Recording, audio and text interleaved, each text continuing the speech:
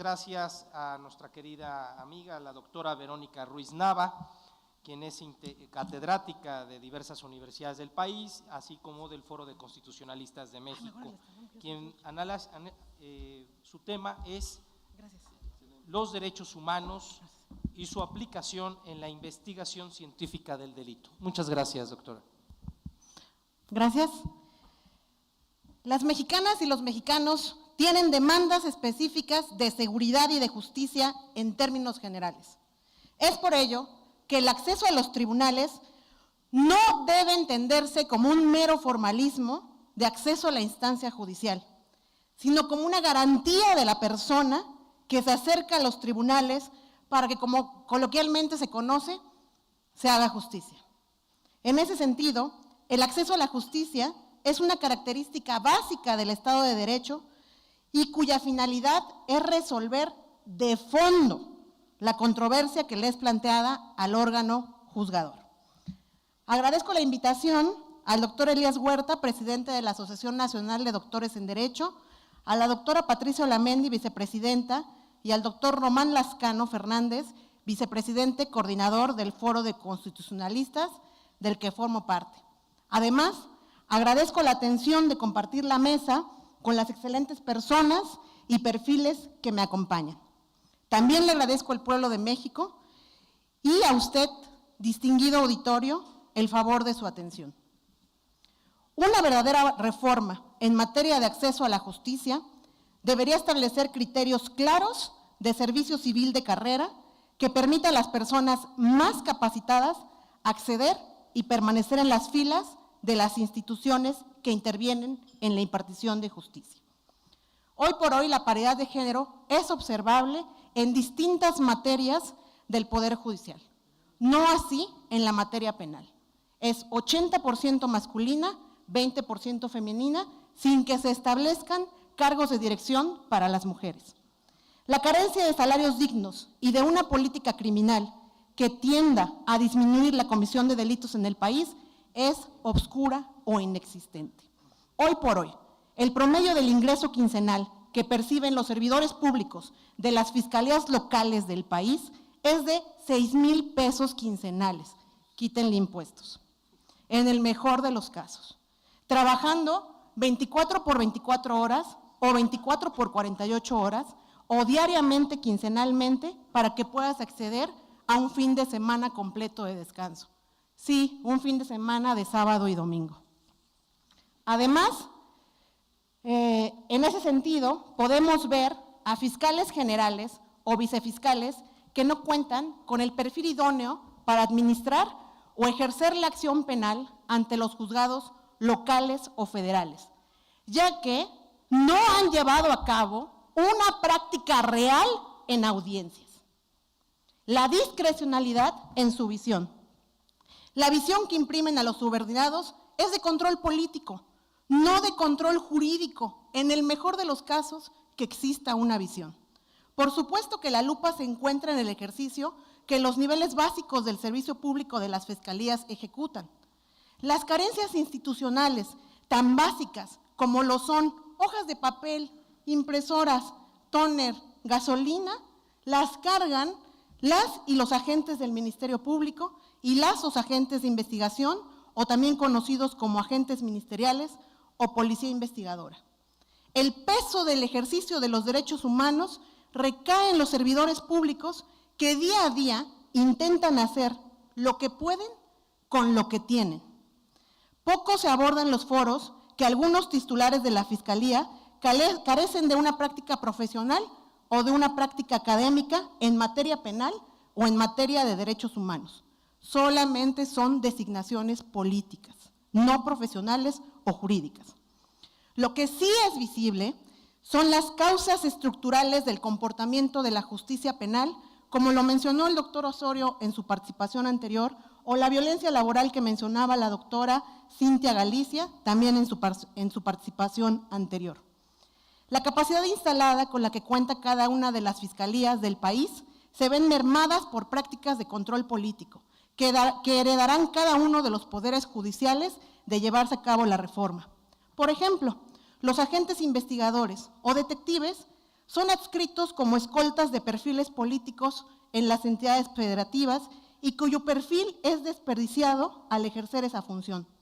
Por otro lado, las personas peritas llevan a cabo la investigación forense de los delitos, pero su función se encuentra rebasada.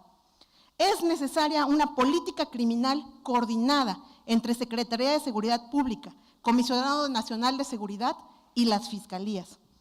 Respecto de la distribución del total presupuestal del sistema de procuración de justicia local, el 49% se destina a la seguridad pública, el 27% a la investigación de los delitos a través de las fiscalías, el 21% a los poderes judiciales y el restante 2% a la Defensoría Pública. Es decir, para el grueso de los delitos sensibles a la población, como lo son los robos en todas sus modalidades, homicidios, feminicidios, lesiones, amenazas, violencia familiar y delitos sexuales, entre otros, se destina solo el 27% del presupuesto local en promedio. El doctor César Astudillo nos mencionaba que existen 5 jueces o 5 personas juzgadoras por cada 100,000 habitantes. Yo también les traigo números por cada 100,000 habitantes. Es decir, existen 3.9 agencias del Ministerio Público, 11 agentes del Ministerio Público, 9.7 personas peritas, y a nivel federal se atienden un promedio de 160 solicitudes de dictamen, a nivel local 448. Cada persona juzgadora en promedio es responsable de 33 causas penales, puede variar. Y existen 1.3 asesores jurídicos o asesorías jurídicas por cada 100,000 habitantes. Datos de acuerdo al Censo de Procuración de Justicia Estatal 2020, informados también en hallazgo, en seguimiento y evaluación de justicia penal en México, que la organización México Evalúa, de la mano con USAID y Friedrich Neumann Stiftung, publican cada año. Los homicidios que vemos en el país son 24 por cada 100,000 habitantes. Y se necesita, para una investigación real, científica del delito, más de 3 peritajes por cada causa penal. Al año 2024, en México, solo existen 370 laboratorios, de los cuales 329 son fijos y 42 son móviles, en el país. No existen laboratorios y personales pericial exclusivos en la investigación del delito de desaparición forzada o feminicidios, por ejemplo. Por el contrario, realizan una investigación científica de todos los delitos que son sometidos a su experticia: culposos, homicidio, feminicidio, violencia familiar, lesiones y además los otros delitos. Las unidades especializadas en la investigación de los delitos de desaparición forzada o feminicidios pueden contar o no con policía ministerial o agentes de investigación, con fiscales o ministerios públicos, pero no con personal pericial exclusivo en estas áreas. A lo mejor soy muy técnica, lo diré de manera clara. No cuentan con médicos o médicas forenses adscritos a la Fiscalía. Y sabemos que no existen agencias del Ministerio Público cercanas a las personas. La investigación de los delitos está favorecida a las capitales y a los principales municipios de los países. En el caso de México no es la excepción. Si ocurre un delito en la capital, qué bueno. Si ocurre un delito en una ranchería, qué malo. Lamentablemente, los laboratorios se encuentran ubicados en las capitales del país.